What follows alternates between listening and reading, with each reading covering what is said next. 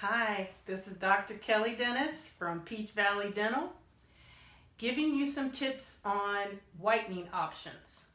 I think the ADA did a survey and 90% of the people who participated were interested in how they could whiten their teeth. And it's the same in my practice as well. Although we first want to focus on healthy teeth, we always want to brighten that smile as well. So brushing your teeth and flossing your teeth every day is a good way to brighten and keep your teeth healthy and clean. But if you want a little extra sparkle, or you've got some stains maybe caused by tobacco, food, medication, or aging causes your teeth to change in shade because the enamel is thinning. If you have any of those issues where you'd like to correct that or brighten the smile, then the whitening process is a simple one and there are a few options.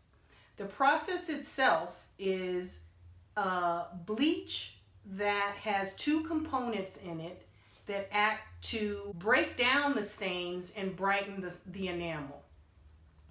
One option to achieve this is over-the-counter materials. There are lots of product lines out there that have a whitening element or component to them. The key to using these products is consistency in order to get or obtain a result that you're happy with. That's a change.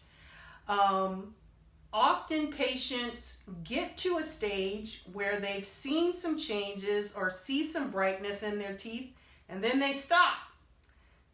Then the fading comes back, or the stains come back, or you haven't changed your habits. So if you want to use these products and achieve a result, you have to continue to use them, unfortunately. It's not a one and done. So that's one option. The second option is in-office bleaching or chairside bleaching.